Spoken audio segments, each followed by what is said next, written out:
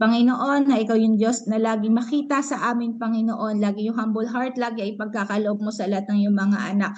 At sa mga darating na panahon, Lord God, ay ipaganap mo rin, Panginoon, yung mga answered prayers sa mga kapatiran po namin para sa kanila naman po kami makarinig, Panginoon, ng mga testimony na magiging kalakasan ng bawat isa. Salamat, Lord. Patuloy, Panginoon, yung masaganang buhay ay lagi mo iparana sa aming mga anak Yes, mo. please. Aming samot dalangin sa matamis sa pangalan ni Jesus. Amen, amen, hallelujah. Sa oras mong ito, babalik ko muna po yung ating gawain sa ating senior pastor, Tay Pastor Alex. Amen. Praise God. Isang mabiyayang madaling araw po sa lahat ng mga kamanggagawa sa ubasan ng Prayer Free Church Worldwide Ministries Incorporated. Tayo po ngayon ay gaganap sa ating pang-anim na taon at 79 na madaling araw na pagbabantay sa pananalangin. Gamit po natin ang platform ng Zoom.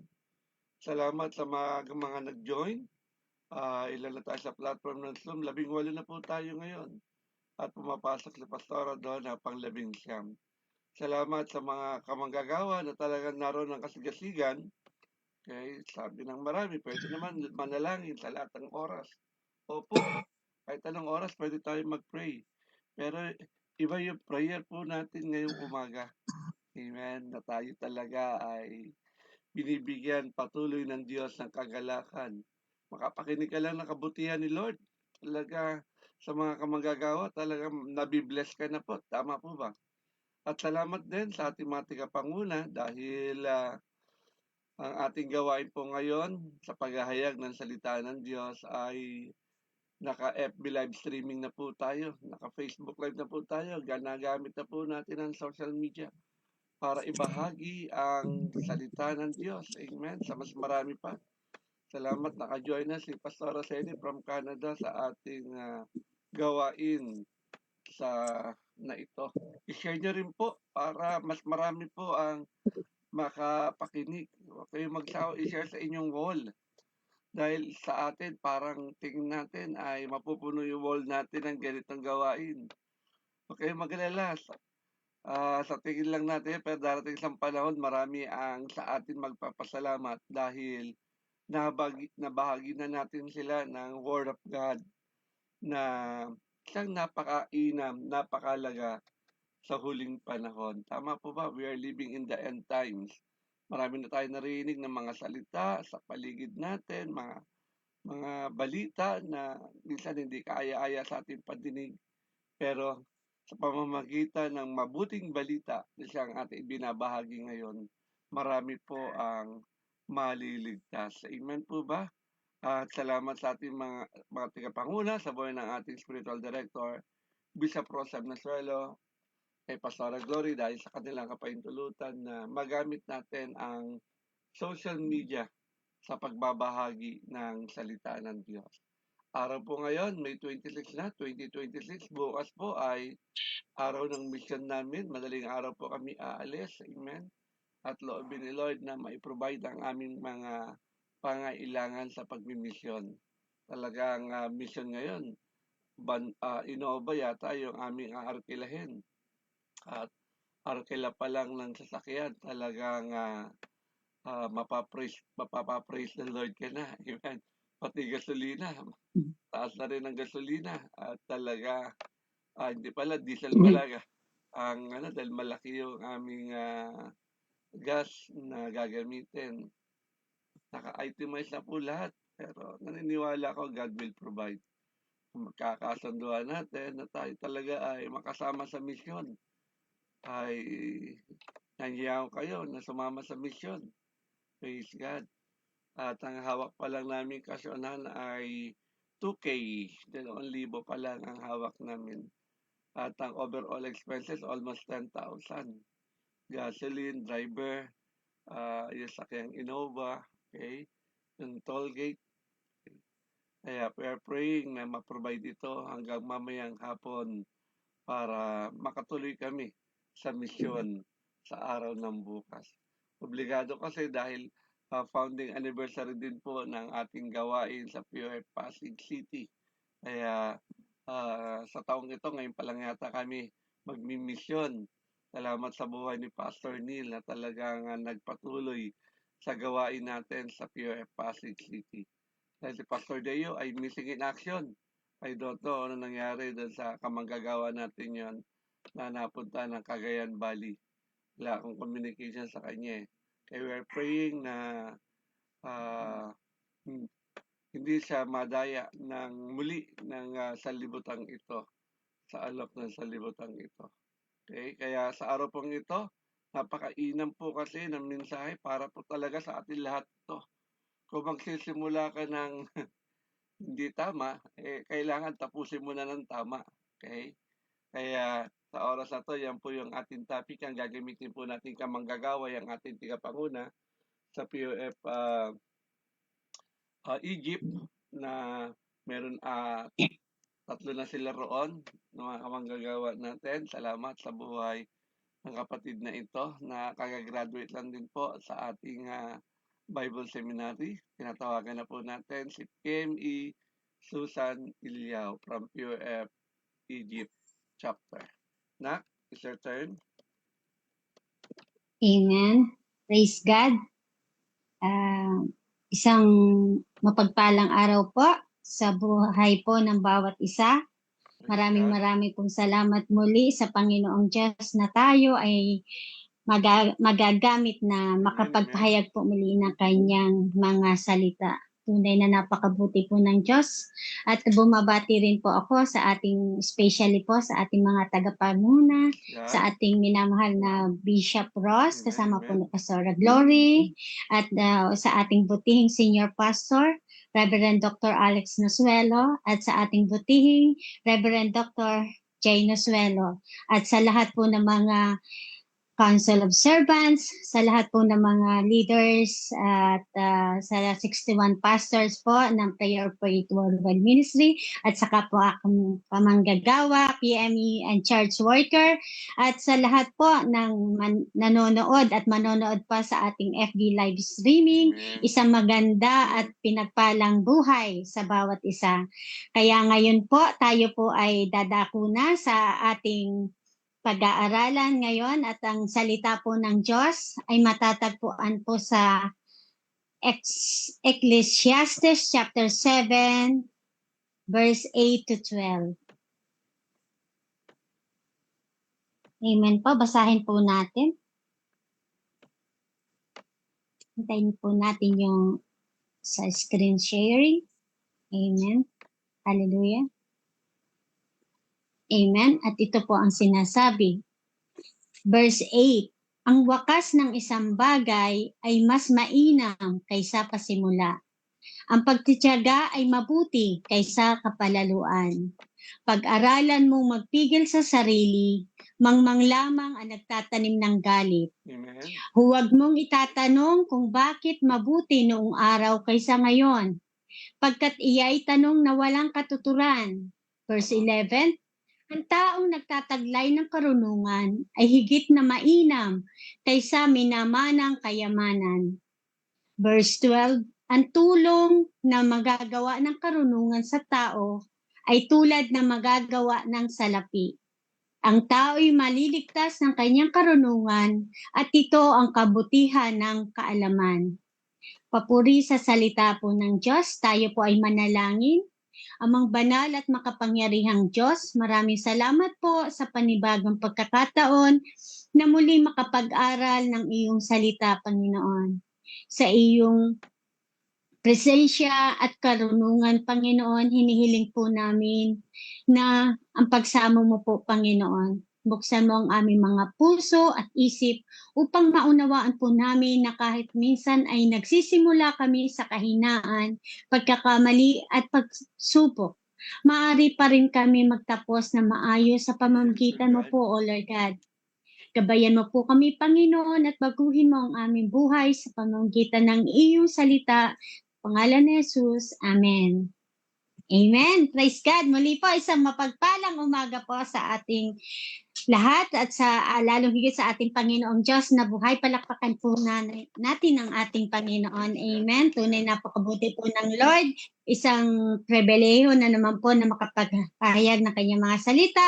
Kaya Maraming pong salamat sa Panginoon. Dadako na po na tayo sa pag-aaral at ang topic po na ating pag-aaralan ngayong araw na ito ay starting unwell, finishing well. Nagsimula sa masama, magtatapos ng mabuti. Amen? Kaya yun po, may tema po na how can we finish well even if we start unwell? Paano tayo makakapagtapos ng mabuti kahit nagsimula tayong hindi maayos o unwell? Amen? Kaya nga po, sa panimula sa buhay, hindi lahat nagsisimula ng maayos. May mga taong nagsisimula sa pain, failure, brokenness, o spiritual weakness. Minsan, may mga panahong unwell, may mga panahong unwell tayo o hindi maganda, emotionally, spiritually, physically, o mentally. Pero ang magandang balita ay hindi ang simula ang nagdidesisyon ng buhay natin, kundi kung paano tayo magtatapos sa tulong ng Diyos. Amen. Kaya yun nga po sa Ecclesiastes chapter 7 verse 8 to 12, binibigyan tayo ni Haring Solomon ng wisdom kung paano tayo magtatapos ng maayos kahit hindi maganda ang simula. Amen. Kaya nga, yun nga po, may tema tayo sasagutin na how can we finish well even we start unwell. Ang unang puntos po ay sinasabi na finishing well requires patience. Ito po yung ang pagtatapos ng mabuti ay nangangailangan ng pasensya. Amen. Yun nga po, sinasabi po sa verse na ito na mas mahalaga ang katapusan kaysa simula. At para makarating sa magandang ending, kailangan ang patience. Patience o pasensya o yung tinatawag nating pagtatyaga. Maraming tao ang sumusuko agad kapag mahirap ang simula.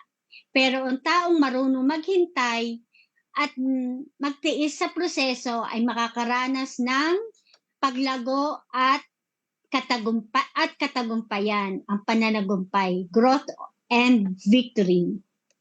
Ang patience ay tanda ng trust sa timing ng Diyos. Sa pagtitiwala sa timing ng Diyos. Amen. Sinasabi nga po na huwag sumuko agad sa trials. Magtiwala sa proseso ng Diyos. Stay faithful kahit hindi mo pa nakikita ang resulta. Amen po. Kaya yun nga po makikita, bilang sa supporting verse po, makikita po natin sa Romans chapter 12:12. Maggalak kayo sa inyong pag-asa, magtiyaga kayo sa inyong kapighitaan, at manalangin kayong walang kapatid. Amen. Kaya yun nga po, dito po sa talatang ito ay hinihikayat tayo na kinakailangan natin magtiyaga kapag tayo ay dumaranas ng hirap. Dahil ang pagtsatsaga ay nabubunga ng magandang katapusan. Amen po. Sa makikita rin po natin sa James, sa Santiago chapter 1 verse 2 to hanggang 4. Sinasabi po na, mga kapatid ko, ituring ninyong isang malaking kagalakan kapag kayo dumaranas ng iba't ibang uri ng pagsubok. Alam ninyo na ang pagsubok sa inyong pananampalataya ay nagbubunga ng pagtitiyaga.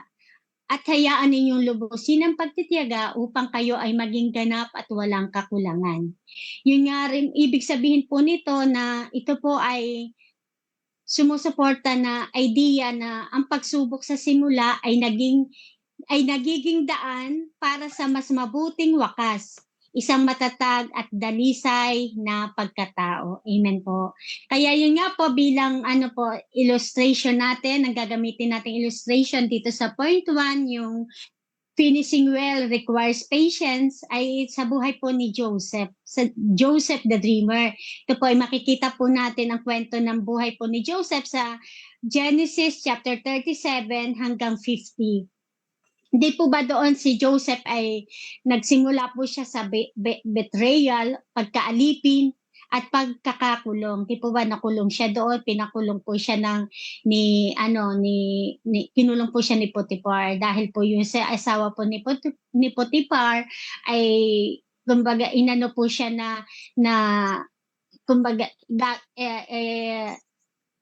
yung temptation kumbaga tinutokso niya si Joseph, hindi naman siya hindi ayaw ni Joseph, kumbaga andun yung ano ni Joseph na hindi niya papatulan yung asawa ni Potiphar, kaya yun nga nakulong siya.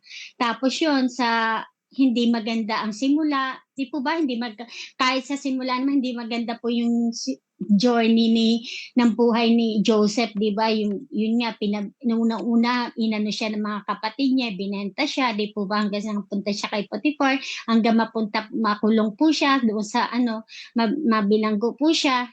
Kaya yun, pero doon sa haba po ng taon na rin ng pagkakakulong ni Joseph, andoon po yung naging matyaga siya at nanatiling faithful po siya sa Diyos. Amen po. Kaya di po ba yung ending po noon sa huli, sa bilangguan, kumbaga yung paglabas niya po, ginawa siyang ng Ehipto. Kumbaga siya po yung pangalawa po siya doon sa kay Pero, kanino ba to? Kay Pharaoh. Pharaoh. Amen. Praise God. Opo, kay Pharaoh, kay Parao. Opo, kay Haring Parao. Kaya yon, di ba po, yung sa pamamagitan po yung sa pag-ano niya ng panaginip, di po ba, yung 7-7, yung mga ibig sabihin po noon na ipaliwanag niya.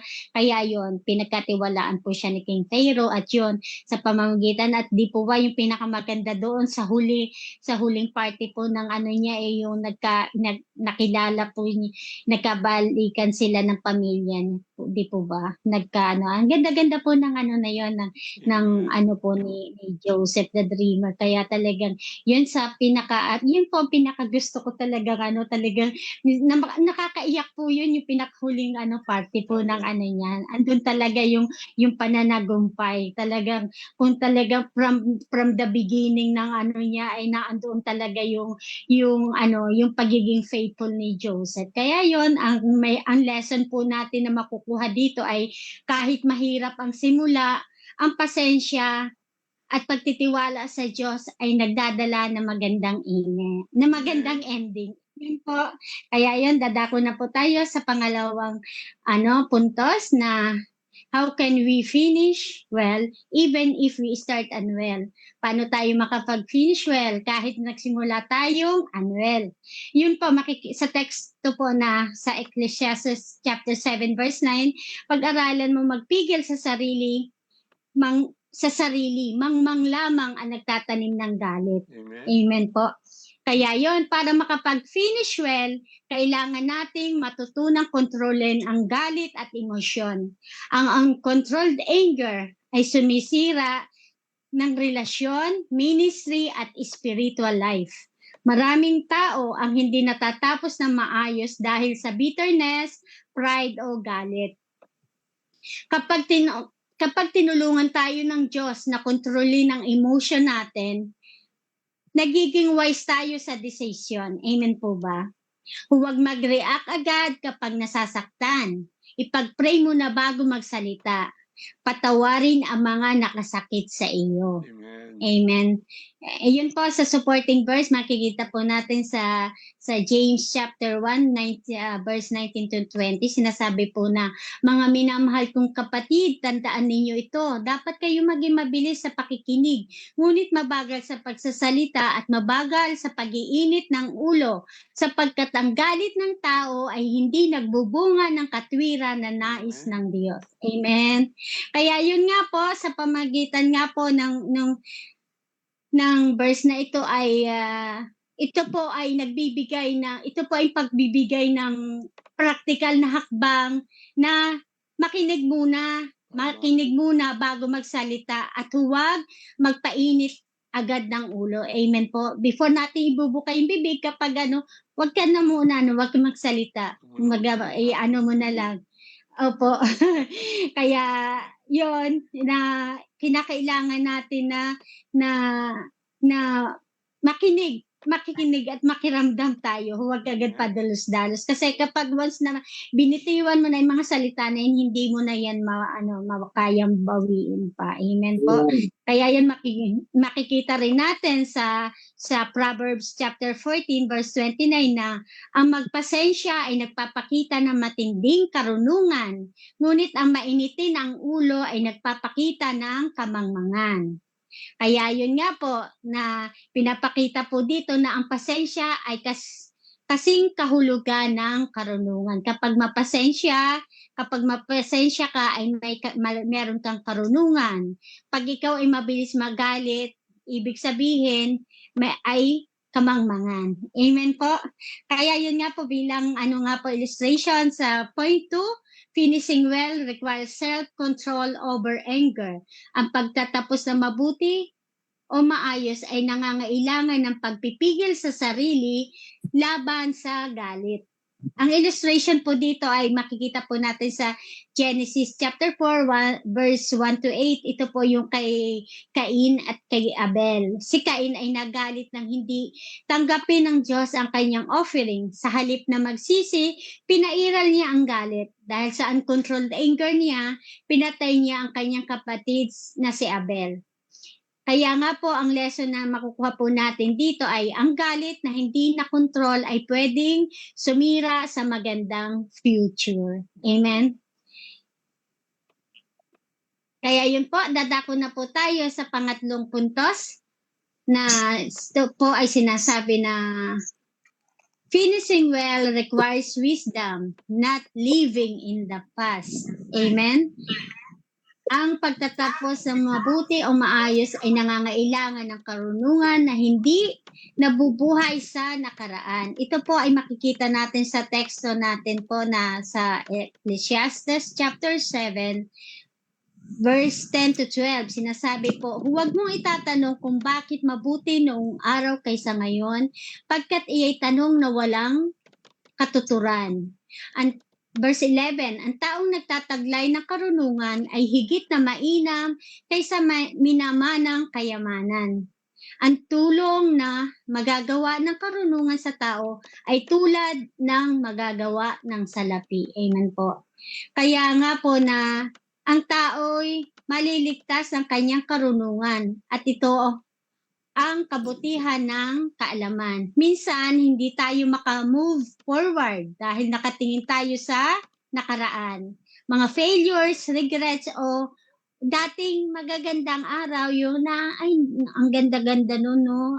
Kumbaga noon, siguro kung hindi ako, may mga ganon tayo, mga sabi-sabi na yung kapag naalaala natin yung nakaraan. Pero yun nga dito, sa pinag-aaralan natin, sinasabi po dito ni Aling Solomon na huwag mabubuhay sa comparison o regret. Kailangan natin ng wisdom para harapin ang present at future. Ang wisdom ng Diyos, ang protection natin sa buhay. Huwag manatili sa guilt o regret. Learn from the past but don't live there. Seek God's wisdom daily. Amen po. Kaya bilang illustration po, dito makikita po natin sa Philippians chapter 3, verse 13 to 14. Si Paul ay dating persecutor ng mga Christians. Marami siyang maling ginagawa sa nakaraan, pero hindi siya nananatili doon. Sinabi niya, forgetting those things which are behind, I press toward the mark. Dahil pinili niyang sumunod sa wisdom ng Diyos, natapos niyang nang maayos ang kanyang ministry. Kaya yung lesson po natin makukuha doon, hindi hadlang ang past mo o iyong nakaraan para matapos kang maayos sa plano ng Diyos. Amen po.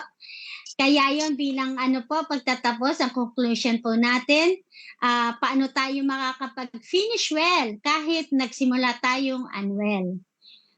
Finishing well requires patience. Ito po ay nangangailangan po ng pasensya o pagtsatsaga. Finishing well requires self-control over anger.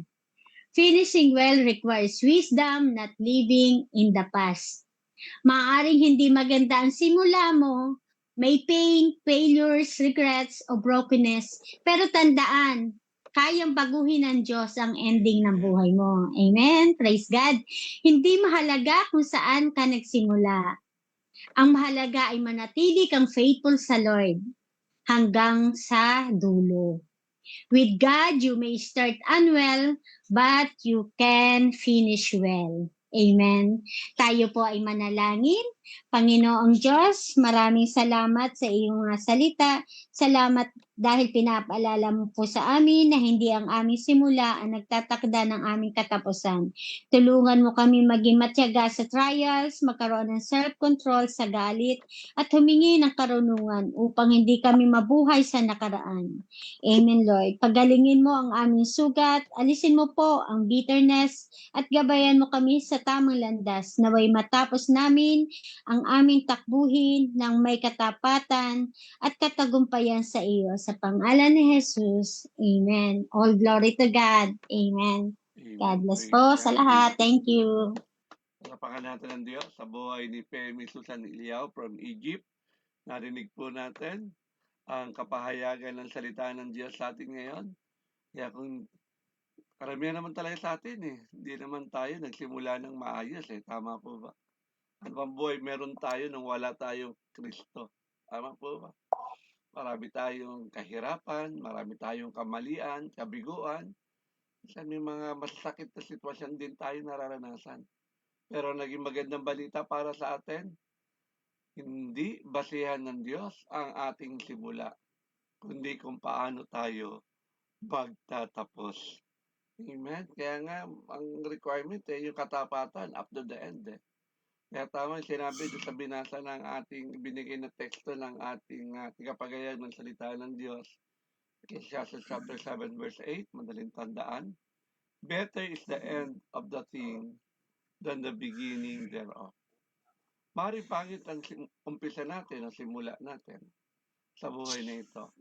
Pero ang Diyos, pwede kang magtapos ng maayos. Kaya sinagot nga natin ngayon yung tanong na paano tayo makakatapos ng maayos kahit hindi maganda ang ating simula. Okay? Merong word na binigay sa atin, yung patience. Okay? Finishing well requires patience. Maraming mga tao ngayon nagkukulang ng okay? May hilig sa apura. May hilig ganito, may hilig ganyan. Kaya marami napapahamak. Tandaan natin ito, pagtatapos ng maayos ay nangangailangan ng pagtitiis at pasensya. Pasensya ka muna kapatid. May mga bagay na nagaganap na hindi mo gusto sa buhay paglilingkod mo. Minsan gusto natin kaagad makita ang good result. Amen. Pero ang Diyos ay gumagawa lagi. He is in right timing. Ang pagpapasensya natin at pagtitiwala sa timing ng Diyos, kahit hindi pa natin nakikita ang resulta, yan ang nais ipaganap ng Diyos sa buhay natin. Kaya yung patuloy tayong magtiwala sa timing ni God. Kaya nagbigay nga ng mga limbawang ating preacher. Okay. Parang ano yan parang estudyante na, pag estudyante tayo, nag-aaral tayo, daming requirements, at daming mga pinapagawang assignment, mga projects, no? Minsan talaga bumabagsak pa sa exam, maraming struggle. Pero dahil sa pagpupursige natin at pagtsatsaga, anong naging resulta? Siyempre, gagraduate tayo. Tama po ba mga estudyante? Madali talagang graduate. Kung hindi ka naman papasok, tama po ba? Kung hindi ka gaganap sa bagay ng pag-aaral. Kung ayaw mo namang magturo, okay lang. Ayaw mo mag-aral, tama po ba? Okay lang, huwag ka magturo. Kaya nga sabi sa atin, let us not be weary in well-doing, for due season we shall reap if we faint not. Huwag tayo maglumiyanan, huwag tayo mag-alala, huwag tayo gumagawa ng mabuti dahil sa takdang panahon, aanihin natin. Kung nahirapan ka tayo ngayon, mga kapatid ko sa Panginoon, huwag tayong susuko. Okay? Ang masakit na simula ay pwedeng maging maganda pagtatapos sa Diyos. Kung kasama natin siya. Tama po ba? Kung nagsimula ka nga ng pangit, wala si Kristo sa iyo, sigurado, matatapos ka rin pangit. Amen. Kaya biyaya ni Lord sa atin, okay, marami na nagsimula. Okay? Tingin nila tama, pero nasa sila ngayon? Okay? Nakakalungkot isipin. Okay, dati kang pangaral ng salita ng Diyos, na tumatayo ka na sa likod ng pulpito, pero ngayon, anong ginagawa mo? Okay? Church goer ka na lang.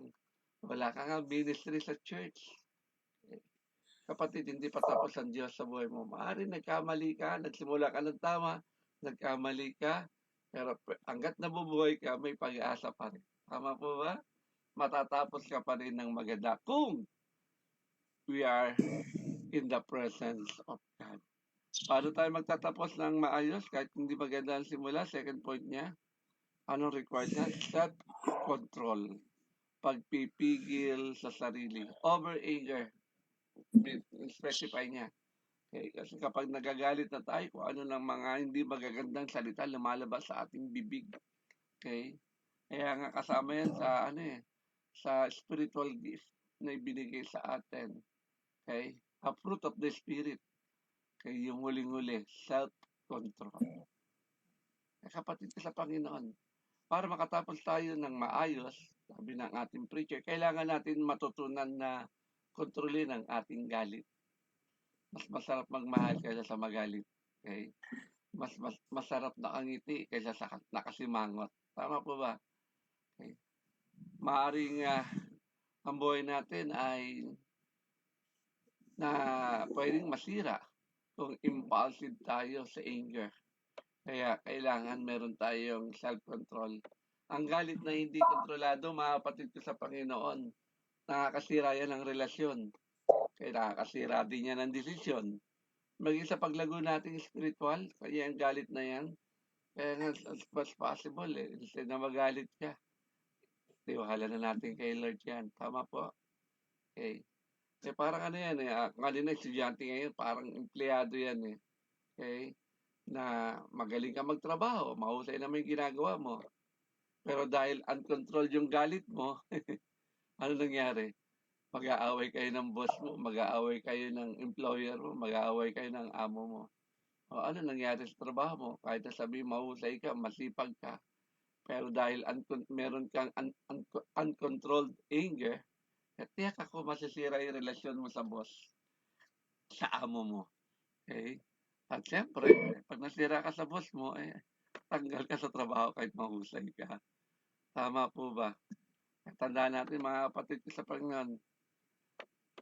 Sabi sa Proverbs chapter 6 and verse 32, he that is slow to anger, mabagal is better than the mighty. Sabi sa atin ng Proverbs 16:32. Kapag nasasaktan ka o nainis ka na, humingi ka ng wisdom kay Lord bago ka magsalita o kumilos. Tama po ba? Okay. Ask wisdom from the Lord. Okay. Pero kung ginagawa mo naman ay pagtatama, obligasyon natin yan. Okay. Don't hesitate.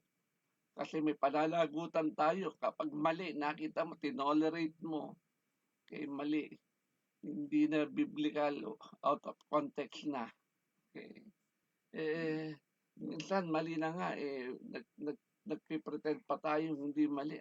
Ang taas ng ating anong tawag na defense mechanism. Mali, aminin natin mali. Ask forgiveness. Okay? Mali na nga, mangangatwiran ka pantama. Kaya ano nangyayari ngayon? Kaya kapag tinatama tayo, magpatama tayo. Kung ayaw mo magpatama, may problema somewhere else. Amen? Oo, nasasaktan tayo, nainis tayo. Kaya nga, we need to ask wisdom to the Lord bago tayo magsalita o kumilos. At yung panghuli, sinabi ng preacher natin, paano tayo magtatapos ng maayos kahit hindi maganda ang simula? Sabi niya, it requires wisdom. Amen. Not living in the past. Okay? Hindi natin ang karunungan yan sa harapan ng Diyos. Maraming tao hindi makapag-move forward makapag-move on. Dahil lagi nakatingin sa nakaraan. Sige ka, matutulad ka sa asawa ni Lot. Kaya naging haliging asin. Okay? Iwan mo na yung dapat iwan. Huwag mo nang balikan kung nakapagtanim ka man ng sama ng loob sa kapwa mo. Forget it. Hindi yan magpapalago ng spiritual life mo. Tama po ba? Masarap kaya matulog ng wala kang iniintinding may kaaway. Tama po ba? Yung wisdom ay tumutulong para matuto sa nakaraan, pero hindi nananatili doon. Tama po? Sabi ng preacher natin. Kailangan talaga may matutunan tayo sa nakaraan. Hindi naman forgetting the past. Huwag mong kalimutan. Kundi matutunan natin para hindi na natin maulit yung mali natin nagawa ng nakaraan. Tama po? Okay. Parang taong bumagsak yan sa negosyo eh. Imbes na manatili sa failure, kailangan matuto siyang tumayo ulit, bumangon muli, at maging successful. Marami sa atin bumabagsak, nadadapa, pero hindi habang panahon nakadapa tayo. Imbes na manatili tayong nakadapa, bumangon tayo at muli. Okay? Patunayan natin kasama natin ang Diyos. Kaya sabi sa atin ni Apostol Pablo, forgetting those things which are behind. Sabi niya, I press toward the mark. Kaya gano'n dapat tayo. Kaya huwag tayong manatili na andun pa rin yung past hurts natin, past regrets natin, past failure natin. Kaya nga kapag may mga nagpapaiyak pinapaalala nila yung past failure mo. Tapos na yun Bago ka na tayong nilalang Ipapaalala pa yung mga mali natin nung nakaraan. No need na. Pamuhay natin yung bago ngayon. Nalimutan na nga ni Lord yun Tama po ba? At tayo ginawa na niyang bagong nilalang. Move forward na tayo. With, of course, yung third point natin, God's wisdom. Mag-move forward ka nga, pero wala naman din sa kayusan. Ganun pa rin. Babalik ka pa rin sa simulang mali. Maaaring hindi maganda ang simula natin, pero tandaan natin ito. Sa Diyos, pwede tayong matapos ng maayos kahit nagsimula tayong hindi maayos. Amen? Are we blessed? Tandaan natin, be patient. Magtiwala tayo sa God's timing. Control anger. Sabi ng preacher natin, huwag natin hayaan sirain ng galit yung ating destiny. Kaya ating magandang relasyon. At yung pangatlo, walk in wisdom. Huwag mabuhay sa nakaraan. Move forward na tayo with God. Your beginning does not determine your end. God does. Amen? God does. Kung kasama natin ang Diyos, pwede tayo magsimula ng tama. Pwede rin tayo magtapos ng tama. Kung kasama natin si Lord. Kung sa buhay natin, hindi natin siya kasama. Maaaring nagsimula tayo ng mali, gaya before. Siguro hindi tayo magtsatsagaan, gumising ng madaling araw. Sasabi, sarap matulog, maginaw, malamig. Umuulan na. Pero naniniwala tayo, ito yung pagtatapos natin ng well. Amen? Naniniwala ba tayo na tayo kinalulugdan ng ating Diyos? Mag-thumbs up nga. Ayan, praise God. Dali, palapakan natin ng Diyos sa buhay ni Femi Susan sa napakagandang kapahayagan ng salita ng Diyos sa madaling araw na ito. Binabalik ko na po sa ating MC ang gawain.